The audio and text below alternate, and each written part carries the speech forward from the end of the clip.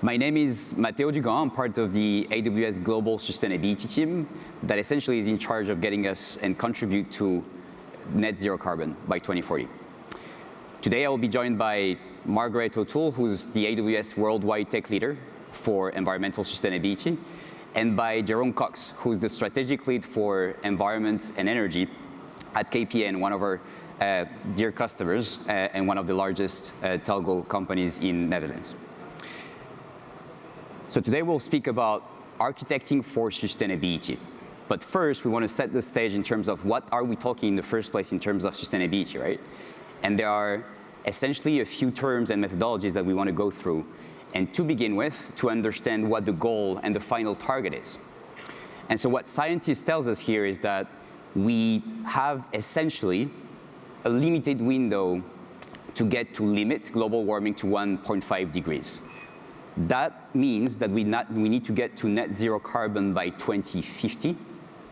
That is kind of a number that is a bit hard to understand, right? Like, how can we understand what it means to have a limit global warming by 1.5? Essentially, that means that by 2030, we need to halve emissions.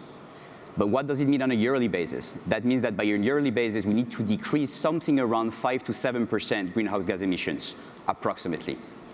But what does that mean again?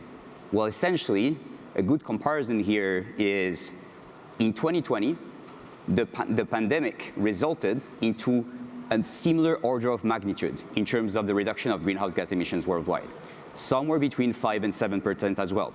So what we're saying here is that the systemic change that we need is one that would result in something that is equivalent in terms of greenhouse gas emission reduction as what COVID did in 1 year. One COVID every single year. So obviously that's not what we want, but this is the kind of systemic change that we're targeting here in order to reach that target of limiting global warming to 1.5 degrees Celsius on the planet. And so our customers are coming to us and asking how they can basically contribute to the carbon neutrality effort and how can we help them. So that means really how can they identify the hotspots through their value chains? Where can they act with the most impact? How can they measure and reduce the environmental footprint of their value chain, including energy, water, waste, and a lot of other impact categories? So those are all the questions that our customers are coming to us with and trying to solve. And today we're going to talk about something extremely specific, which are the greenhouse gas emissions that are associated with ICT. And so in the world today, we have approximately 50 gigatons of greenhouse gas emissions that are generated on a yearly basis. This is the overall number. Out of those 50 gigatons of greenhouse gas emissions, we get somewhere between 2 and 4% that are associated with ICT. Those are kind of the estimates that we have from different studies. This is kind of the low estimate and the high estimate. And so what we're talking about today is going to focus on how can we make sure that our industry is also doing its own job at basically reducing the greenhouse gas emissions and limiting those to make sure that we are aligned to the Paris Agreement and to that 1.5 target. And so before we dive into this, we need to put we need to make sure that everyone is aligned on the methodologies and the protocols that we're using. So how many of you know the greenhouse gas protocol here? Raise your hand. 1, 2, 3, 4. Okay, so it's a good thing we have those slides here. So essentially the greenhouse gas protocol is a way to account for greenhouse gas emissions by source. Just like financial accountants have their own way to account for dollars, we have our own ways also to account for greenhouse gas emissions depending on the source of those emissions. And it is a protocol that most organizations use in the world today. And it's pretty simple. It works with 3 scopes, 3 categories. The first one is scope 1. Those are the emissions that are associated with the fuel that is burned on site in your operations. Regardless of which operation you're driving, those are the emissions associated with that. As an individual, that may be the fuel that you use in your car, for example. And so the goal for this scope in order to get to net zero is to electrify as much as we can from that scope. Scope 2 are the emissions that are associated with power consumption, electricity. And so for you as an individual, for example, that is really like the electricity that you may consume in your house or in your apartment. That will be the kind of emissions that we're talking about here. They come from the power stations or the renewable energy stations that we may have and we may use in our operations. In this case, one of the big levers is obviously to turn most of your load to renewable energy. And then scope 3, that's the last section here. And essentially that's everything else. And everything else means scope 3 upstream, so all the emissions associated with your supply chain, all the supply chain that is dedicated to make sure that you can actually operate and then provide a certain service, a certain product to your customers. And all the scope 3 downstream, meaning the greenhouse gas emissions associated with the use of the services, the products that you are actually providing to your customers. So those are the 3 scopes that every single organization on the planet are using in order to account for the greenhouse gas emissions and then report them publicly when needed, essentially. What does that mean in the context of AWS? What we have is really a system that, again, includes this scope 1, scope 2, scope 3. We have the 3 categories. Some of them are more represented than others just because of the nature of our business. If we start with scope 1 here, we do have kind of a greenhouse gas emissions that are associated with our, mostly from the backup generators, for example, that we may have in some data centers to cover for the stabilization of the power, but also power outages when they happen. That is the primary source of greenhouse gas emissions from a scope 1 perspective in the kind of business that we're running. Scope 2 emissions are taking a significant portion of our greenhouse gas emissions. They are basically associated with the electricity that we consume in the data center. And then scope 3 emissions are really all the rest, as we said before. For example, that will be how the emissions associated with building the data center to begin with, concrete, steel, electrical and mechanical equipment, all of that equipment and all that material needs to be manufactured, extract some materials, and that has a certain greenhouse gas emission effect. That is also, for example, the way we are going to retire the equipment when it comes to end of life so that we can then refurbish it. That also has a greenhouse gas emission attached to it. Those are the kind of scope 3 emissions that we have to deal with from an AWS perspective. And all of that needs to get to net zero carbon by 2040, which is our long-term target. So with that said, now we're going to dive deeper into how do we actually reduce this. And for this, we have what we call a shared responsibility model that is very similar to something that a lot of you in the room here might know. So how many of you are actually familiar with the security shared responsibility model of AWS here? Raise your hand. Okay, a lot more than the greenhouse gas protocol. We have a very similar one for sustainability. Essentially, we are responsible for the sustainability associated to off the cloud, right? We are responsible for sustainability off the cloud, meaning that we will be the ones building the data center is the most efficient way. We are responsible for powering it with renewable energy whenever it's possible. We are responsible for reducing the energy consumption and the water consumption associated with those operations. We can also try to make sure that we have managed services so that we can also make sure that those services are used in the most efficient manner. But then there is another part of this, which is sustainability in the cloud, and something that Margaret will help us dive deeper into today. But essentially, that is everything associated with the fact that our customers are responsible, also have their share of responsibility from a sustainability perspective here. They are responsible to make sure that they have the right architectural decisions, that they choose the right codes, that they choose the right data patterns, so that even if you are provided with the most sustainable cloud, you still are going further by making the right decisions to make sure that you're actually utilizing that well.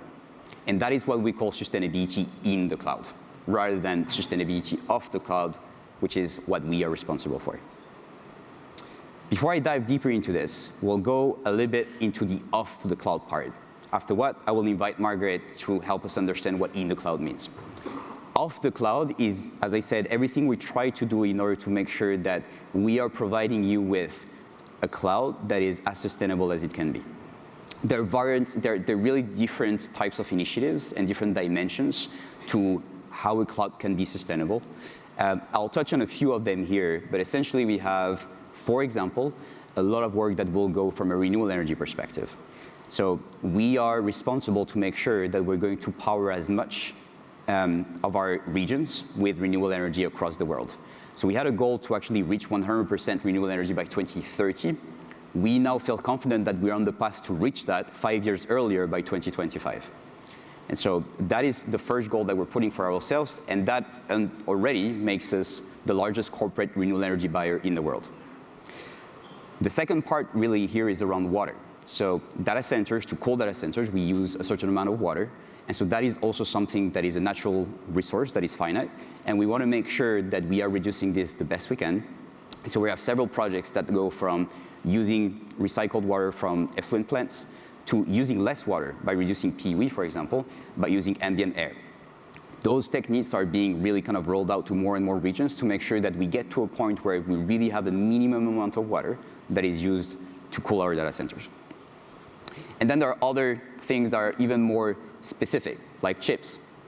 So you know that we partnered with ARM in order to develop a new family of instances here that is called Graviton.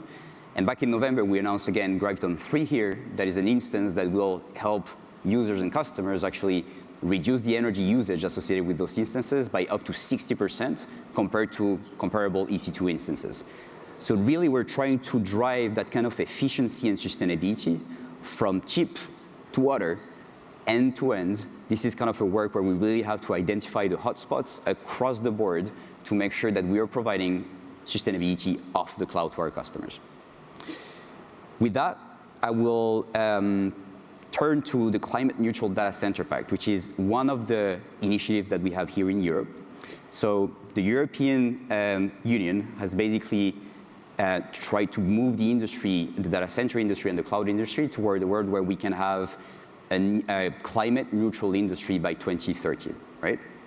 And so that is something that we're working on as well with the rest of the industry. And so we are part of the Climate Neutral Data Center Pact. And those are basically a commitment to make sure that we're working on things like reuse of the heat that is generated in data centers, but also the PUE aspect, so the cooling of the data center, as well the renewable energy aspect of this, and also the circular economy dimension to data centers.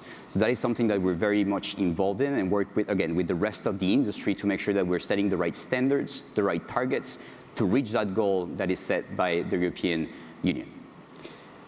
Another thing here that is really kind of data-driven, which we have run several surveys around the world, including one for Europe, in several countries in Europe, where we run a survey to compare essentially what are the different efficiency performance associated with different types of data center operations, including on-prem data centers, colos, and cloud providers as well.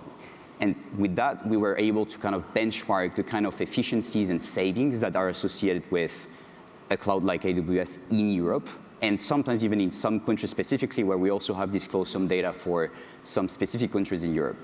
The savings are in the order of 80% savings in terms of energy usage when you compare AWS versus on-prem data centers in Europe. That's the kind of, or the order of magnitude of the savings that we can get. When we come back to the fact that we have to go for approximately 5 to 7% of greenhouse gas emission reduction per year between 2020 and 2030, those kind of things, savings are definitely going to help to get us to 1.5 degrees Celsius. With that, sustainability of the cloud is covered. I want to invite Margaret O'Toole to join us to discuss about sustainability in the cloud. Thanks. Hello, so nice to be here with you guys. So as Matteo said, we'll talk a little bit more about sustainability in the cloud. And first I'd like to define this, right? So sustainability of the cloud is obviously all these things that AWS is responsible for. And then on top of that, us builders also have a responsibility. So in sum, sustainability in the cloud is really a continuous effort to reduce the energy required to power a specific workload. We're really targeting efficiency, getting the most out of the resources that we've provisioned so that if we're going to provision something, we're using it as completely as we possibly can. But if we want to have this goal, we first have to have a direction of how do we measure this? What does that look like? And the first step is to understand what you're actually using, right? So we all understand roughly how much storage we have, and maybe we make a decision about where that storage is going to be located, in what kind of format. We make decisions about how we're going to size a specific instance and roughly how much we're utilizing this. There are also some trade-offs in this, right? So I mean, we may decide to put storage in one location, but that may increase data transfer somewhere else. But there are certain decisions that we have to make and accept that there are trade-offs within these different resource utilizations. The additional step we now need to take is to start to consider sustainability as a non-functional requirement. So just as we've maybe decided about a certain instance type or an instance size due to its cost or due to its performance, we should also be considering how this relates back to sustainability in the cloud. Is it the right size? Is it the right type? Is it in the right location? And are we utilizing it to its maximum ability? And within these non-functional requirements, we should start to look at trade-offs. So if we look at quality of result, for example, we may find that by changing our return parameters, we get fewer results, but we're using fewer resources. And these kinds of discussions around what's an acceptable level of quality of result or performance or response time can we trade off with in order to reduce the resources required or to increase the efficiency of our workloads. Now you may have seen this recently. We recently launched the customer carbon footprint tool. How many of you guys have taken a look at your emissions? Okay, nice. So now customers can see exactly what emissions are attributable to their AWS usage.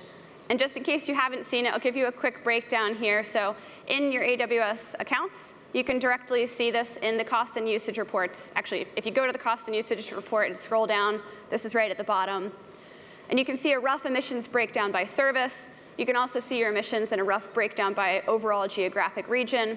And you can see, obviously, the total aggregate value of your emissions attributed to all AWS usage.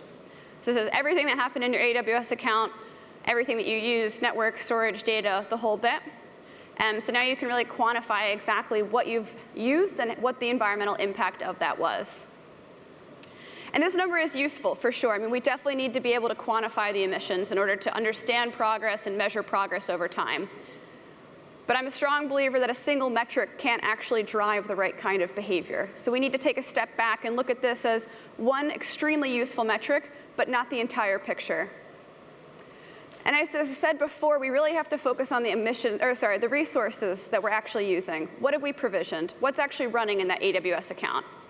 And now we can draw a parallel to we have a certain amount of resources, we have a certain amount of emissions, and this gives us a rough idea of what's happening in the account. But it doesn't necessarily give us the direction that we need in order to know what changes to make. And in order to understand what's actually being used and how it's being used, we have to normalize this. We have to start thinking about it in terms of the resources required to complete a unit of work. How many resources does it take for you to serve 1,000 customers, 10 customers? How much storage do you have per team, per project? And starting to understand what is this actual ratio, compare it against the emissions that you now know, and start to drive this towards progress over time. So otherwise, we would just be reducing resources for the sake of reducing resources instead of really truly getting at the targeting of efficiency. There's a couple ways you could do this. This is just one example real quick that some of our customers are using. There's actually a lab for this on the Well-Architected Labs, if you guys want to go take a look. But essentially, one way you could do this would be to take cost and usage reports, look at your CloudWatch metrics. Obviously, these can be stored in S3, and then create a dashboard with this. Now, the missing component, the component that you need to bring to this kind of solution is the business metrics. What are the customers served? What are the transactions that you've executed? And starting to pull this data into a context that makes sense to get at this resources per unit of work concept. Now, all of this is great, and we can measure these resources, and that's obviously what we need to do in order to drive progress. But there's a second component of this, and as you may know, it's the well-architected pillar for sustainability. So we recently launched the well-architected pillar for sustainability. There's now 6 pillars in the well-architected framework. Super exciting to see because this is really kind of a step that shows that sustainability is just as important to a successful workload as is performance, as is cost efficiency. All of these other best practices that we've been following for years, They're complete now that we have sustainability included as well. So the sustainability pillar has several different elements, and we'll go through the different types of best practices in a bit more detail here, so that as you're measuring resources, you can also compare against the best practices that you should be instilling in your teams. So the first section is on user behavior patterns, which is essentially getting at this idea of, obviously you have a workload because someone needs to use it. So how is that person actually using it? Where are they? How do they act? Are they doing certain things at certain times of the day? Do they have preferences? What are your service level agreements? What are your SLAs? And are you meeting them? Are you exceeding them?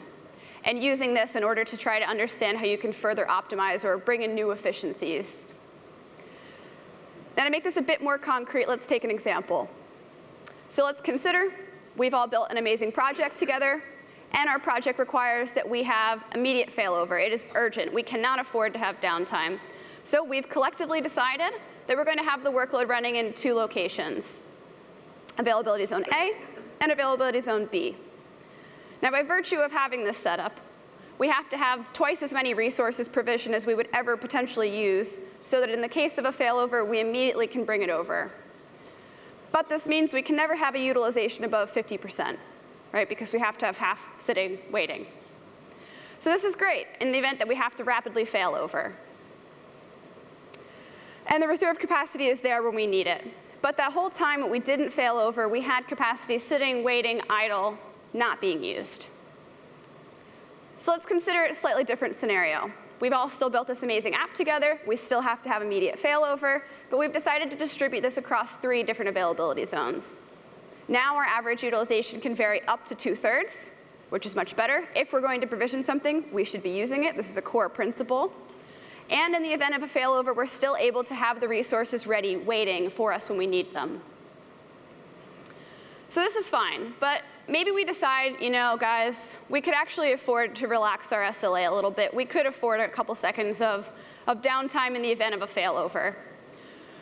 So we decide to adjust our workload. So now we decide we don't need an immediate failover. We decide we can have one AZ with extremely high utilization, and in the event of a failover, we very quickly spin up a new environment and fail over to availability zone B. The point here is not that you should always be looking to reduce your resilience or to change your SLAs, but to think critically about your SLAs and how you're actually delivering on these. Is there an opportunity for adjustment or for improvement? A lot of the customers I work with are over-delivering on their SLAs without thinking about the potential energy costs behind that. So I encourage you to think about your SLAs, think about how you can negotiate them. Typically, this will, increase your response time, but it will have an overall reduction in your impact. The next part of the well-architected pillar for sustainability is around software patterns. So this includes not just the programming language you've selected, but also how you've architected your code. What kinds of synchronous and asynchronous work are you doing, and how do they relate to each other? Now let's consider a scenario where we've written some code. We have certain peaks and valleys in our usage because we have things running on a schedule. Because we have things running on a schedule, we tend to do a lot of the same activity at the same time, right? I mean, cron job running at midnight, we've all done this. These kinds of database backups that are happening in the middle of the night. These behaviors are happening all at the same time, creating peaks in our workload. But if we were to rethink how we've structured these jobs and how we've structured our schedule, we can change the amount of resources required. So you can see here on this graph that the total amount of resources are required are the area under the curve, right? But if we were to distribute those scheduled jobs over the course of the day, we reduce the peaks and therefore reduce the total area under the curve, which is reducing the overall resources required, but we're still able to achieve the same amount of work. The point here, think about what you've scheduled, think about how it relates to the other things that you've scheduled, and how potentially you could distribute this throughout a larger period of time. The next section of the well-architected pillar focuses on hardware patterns, essentially saying, have you picked the right hardware for the job you're trying to do? Have you thought critically about how what you're doing, your software, interacts with the underlying hardware? And are you using the appropriate sized hardware for the work you're trying to do? a processor is operating most efficiently, as in it is using energy most efficiently if we're using a resource for compute around 70 to 80% utilization. We all know that's not always the case, but this is obviously a target we should be aiming for. Now within hardware, I would like to call out one specific type of chip that we have, and this is Graviton, which I guess you guys have probably heard of by now. But we recently launched the new Graviton 3 base instance, which is 60% more energy efficient for the same performance as a comparable EC2 instance. I mean, this is a measurable change, something that you can actually then see in your new customer carbon footprint report. And these changes don't have to be radical, right? I mean, swapping out an instance type if you know your application is compatible with an ARM-based instance, this doesn't have to be like a massive restructuring of your architecture. So some of these changes are kind of plug and play, if you will. A huge amount of area for optimization is within data patterns. So obviously, we all are storing lots of data, be it logs or other files that we're using for our application or to supplement other reports that we're doing, not to mention the actual data that's required for us to run our workloads. There's actually a really interesting blog out now for machine learning optimization, which you guys should check out, which also talks about some of the data patterns, in particular related to machine learning. But in this case, let's take a look at compression and storage classes. So first, let's talk about storage classes, which is essentially the idea of how much energy does it take for the different types of storage. So obviously, if you store something very hot, it requires more energy. You're getting that item back very quickly. It is readily available to you. We don't always need things readily available. It is possible to move things down the chain, in particular with S3, but also for other storage options, to move our files into lower temperature storage in order to reduce the overall energy required for that storage at rest. But even thinking more critically, right, so there's S3, one zone IA. So obviously, in this case, we're only storing the data once. This is an obvious benefit from a sustainability perspective, should your workload allow it. And now we'll talk about compression. So I love this story, in part because this is one of these things that is, again, just kind of low-hanging fruit. So just like how we talk to customers about sustainability and about the well-architected pillar, we also work on this internally. So our internal teams, this is actually an example from a select group of them, and they were looking at logs stored and logs that they've archived to S3, and they were looking at different compression algorithms that they could use. So one team was using gzip, and they decided to move to Z-standard, and another team was using LZ4, and both of them saw a massive increase in savings when they changed just the compression algorithm on the files they were storing in S3. So all told, the savings of making this change ended up saving about an exabyte of data. So these changes that we can make that are seemingly very small can actually have massive implications when we do them at scale.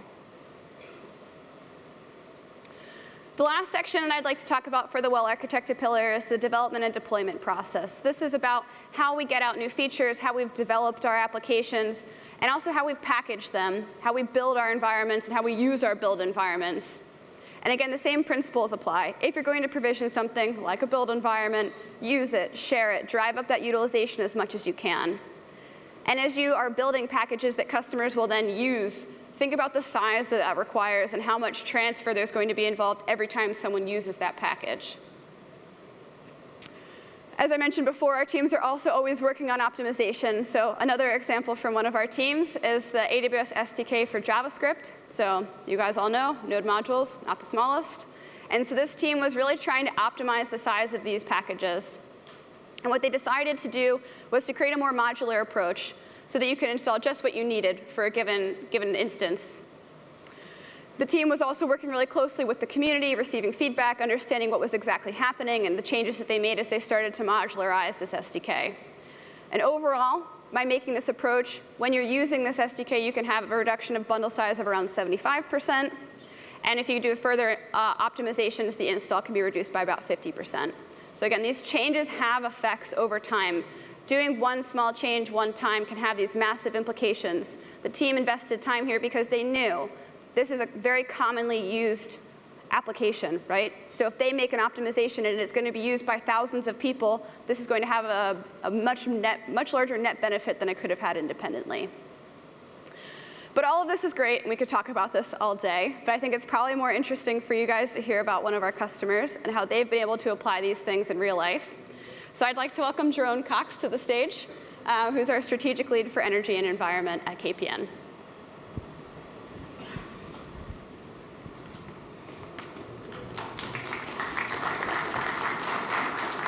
Hello.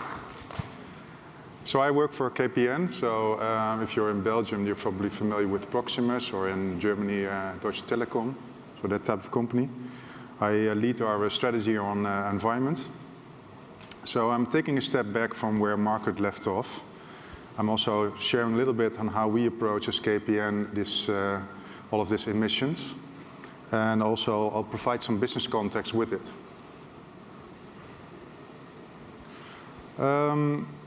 These are some of our formal communication slides, and they show actually how to come from sort of purpose. So actually our purpose just was updated to go all out to provide, to connect everyone in the Netherlands to a sustainable future. That actually is our purpose. And you can also see in the middle that more and more this topic becomes important for stakeholders, right? So you want to be an attractive employer. But it's also a very CapEx intensive industry. So it becomes really important to have good ratings in environmental scores to be attractive to bondholders and shareholders. And also more and more, for example, in the public sector, we get questions on, how energy intensive is your solution? What sort of solutions do you have to enhance our own sustainability? Also cost, as was shown earlier, both CapEx as well as OpEx. So you might not be familiar with it, but the UN have defined 17 goals, the Sustainable Development Goals, which basically is an agenda to better the world. And we've chosen 3 out of those 17, which are depicted on the right. And I'll be speaking mostly about SDG 12, which is the environmental impact. If you look at the timeline of our company, we've been involved with this theme for quite a long time. Initially driven by energy cost, which is again very much relevant today. And we've already started using green electricity since 2011. And also at the same year, we started to incentivize our senior management in reducing the absolute energy level. And these days we incentivize them on circular economy, so using more and wiser material, recycling more, etc. And now we're moving into what's called scope 3, which is basically the value chain. And I'll explain a little bit more about that later on. And then towards the future, naturally, like everyone, we want to transition our car fleet, also continue looking at the ways that we buy energy and the way that we deal with energy, and also engage more and more with suppliers like Amazon and like others to better our game in terms of making our company more green. So the ultimate goal in the end, which a lot of tech firms and telco firms issued last year, is to become net zero. And that net zero should be reached mostly by reduction. So at least 90% of that reduction in the value chain should be via absolute reduction, not compensation. So you're allowed to compensate for a maximum of 10%. And we are recognized by a number of those bodies listed below. And they are imported from the left-hand side to investors. And then in the middle, that's a brand indication. So, how sort of customers appreciate the brand. And then to the right-hand side, CDP is basically a emissions benchmark, very detailed, 100 pages actually per annum. And EcoVadis is used also for selection of vendors. And that's sort of a platform on which vendors can show how far they are with their sustainability efforts. Now, Matteo was explaining about scope 1 and 2, and this is actually the picture at KPN. So what we do in this graph is that we add the electricity usage of our network, our stores, our offices, and the network naturally being the largest user. So we use about 0.5%, I would say, of the electricity in the Netherlands. So that's quite a lot. But we managed to reduce that energy level in the last 11 years. Well, you see the black line going up, and that's actually the data intensity. So the data grew by about 24 times in 11 years. So all of you have seen, the introduction of embedded media and news. You've seen the density of YouTube increasing. You see the quality of audio improving. And you also see more and more embedded video for productivity, all of that stuff. So also in the business area, you see more and more content being used. So that's actually quite something to see. And through sort of network modernization, each next generation of network also provides more energy efficient network. And that will continue. So our target, we are now at 45% reduction versus 2010, and we need to be at 55% reduction in 2030. So re-echoing what was said before about scope 1, 2, and 3. So scope 1 is your direct exhaust. So if you were a factory, that would be your stovepipe, with that sort of cloud, but looking not as clean as this one. And also your cars. And scope 2 would be the electricity that you buy. So someone else made the electricity, so that's their scope 1, and we then buy it. And by buying a green source, for example, like from a wind farm or self-generating from solar farms, you're then able to ensure that you buy the same amount of green electricity as that you use yourself. And therefore, you can call yourself climate neutral as a company. And we reached that goal in 2015. But as you see in these graphs, most of the impact is actually not the cars, is not the electricity of our own network, but it's actually the value chain, or the rest. And the rest basically means everything that you buy and the way that stuff is being transported, say, from China to Europe to you, to the homes of our customers. And therefore, the impact of reduction is by and large in the value chain. And then on the right, the graph on the right, we calculate, and that was particularly relevant, of course, in the last 2 years with everyone working at home. And we calculate based on our market penetration what the avoided kilometers were using our digital services. And you could see actually that avoided emissions, so that enablement effect, is actually larger than what we actually use in our own network. To the right, you see a sticker or a label that's called science-based target. And why is that important? So science-based target is an initiative that tells you whether you are in line with the Paris Climate Agreement. And there's different scenarios, and even when you are on the rise of 1.5 degrees versus the pre-industrial era, because that's basically what it tells you, then still that's a problem. But most companies are now setting targets towards that, and this is the way to basically formally ratify your target. So you should issue your target with this firm, and it's hosted amongst others by CDP and WWF, so Worldwide Wildlife Fund, and they calculate for you whether your target is actually in line with that trajectory. We issued a bond last year. We were one of the first ones to issue a bond linked to scope 3 in this case. So also that is linked to a finance instrument. And that then also means that you have to reach that intermediate goal. So our intermediate goal is to reach a 30% reduction. And we therefore now also linked our top 100 management incentive to this same metric. Now, how do we engage with customers and suppliers? So if you look at that scope 3 emissions, then probably 80% links to vendors and 20% links to customers. So if I start with the customer, and that's basically the power that you and I use at home. So all of you probably have internet at home or television and so on, and you have devices. And those devices would be provided to you by your telecom provider. And therefore, it's very important that those devices are energy efficient. So one of the things that we introduced a few months ago is that we not only have a standby mode on that TV box, but also have a deep sleep mode, which is less than 10% of its operating in full power.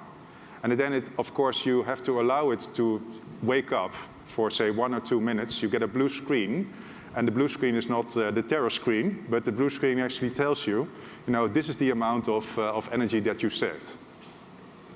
So when you're in this industry, it's actually quite nice to know that there's other telcos also in the same industry.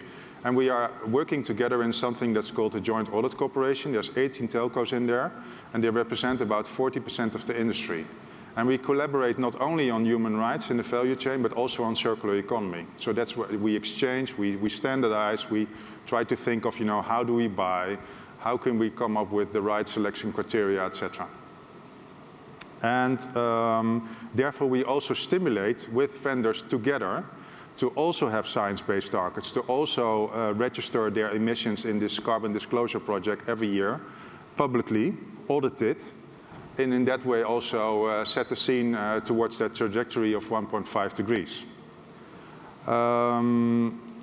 Circular economy is naturally about materials, so it's also about, we try to do a lot of focus on, reusing our own equipment that is in home, that is in office, that is ours. So it makes perfect sense also from a financial point of view to get that back, to see if it can be reused, and also to see if it cannot be reused because it's too old, because it's beyond its service window, to then recycle it for parts. We now see also in the current day and age that there's a lot of materials inside printed circuit boards, so-called critical raw materials, that are becoming more and more scarce. So we should also be aware of the footprint in terms of materials. And there's no way we can reach the energy transition without the materials transition. So the two go hand in hand. Then on the right-hand side, of course, the procurement part is really important. So adjusting your procedures, really making sure that it becomes part of the DNA of your company, and that's hard work. And the same with your daily work. We had a chat about it off stage. I think we can all say that this is, to some of you, this is new stuff, but it also enriches your toolkit. So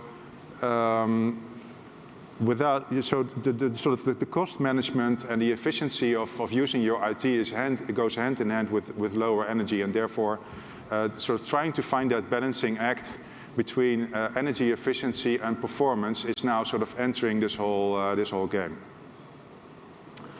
And that's actually this slide. So this actually shows you the timeline of KPN in terms of on-prem towards public cloud.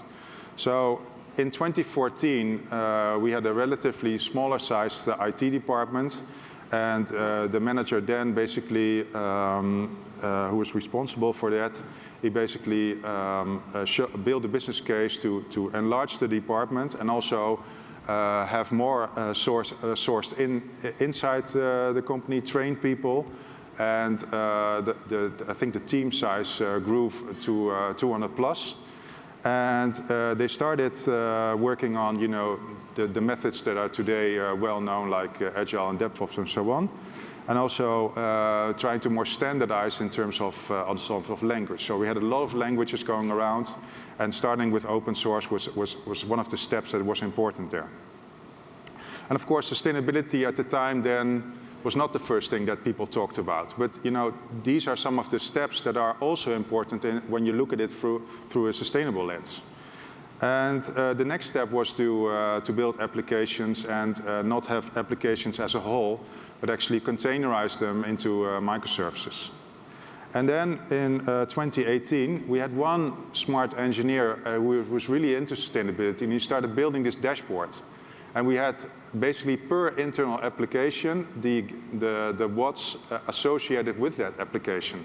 So as soon as we did release management or the next release of that application, we could then see the before and after usage of that application. So that was already in the on-prem stage. And then slowly thereafter, we sort of, for a lot of reasons, started using public cloud services, amongst others by AWS. And so what the interesting part there is that we did not lift and shift those applications to AWS, but we recoded them. And by recoding also, that saved energy as well. And now it sort of started to, that journey continues as over 300 applications are in the cloud. And we are now starting to use the reporting by AWS, for example, to see what's the carbon footprint of KPN. And the next step is, and these are some of the questions that I get when I speak to customers in, say, the public sector, is what is my carbon footprint? So the next step thereafter is, slice that sort of carbon footprint that we have as KPN with AWS towards customers and explain to them, how we sort of run their applications efficiently. So moving from the sort of avoiding the negative impact, also showing the positive impact that IT also can have. And I think this is really important also in this industry. So we see technology advancing, as it always does. So in telco, IoT, 5G, data services exchange, etc. And these are some of the examples that are relevant in terms of making more positive impact. So precision farming by analyzing the crop and only spray painting the plants that you don't want to have. Guided vehicles, crowd control, sort of more aligned traffic. And we all know if we have less stops and starts and stops, then we have more efficient emissions. Analyzing potential gas leakage on a large petrochemical site, or being able to diagnose yourself at home rather than at the hospital, which is also much more comfortable. So more and more of these use cases are entering the market, and I think the challenge there is to scale them up. And not to have just a few pieces of anecdotal evidence, but actually scale up that positive impact. So that concludes my story. I'll keep this brief, given time as well. Hopefully I shared with you some context from the telco industry, and that we try to focus both on emissions from the sort of energy side as well as on the material side. And finally, we cannot do this on our own. We need you, we need suppliers, we need customers to reach our net zero target. Thank you.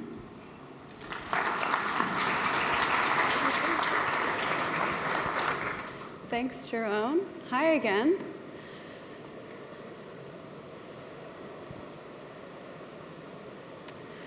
So I'd like to quickly wrap up. So we've seen kind of different angles of how sustainability relates to technology, but for the builders in the room, I just want to remind you that you have lots of options.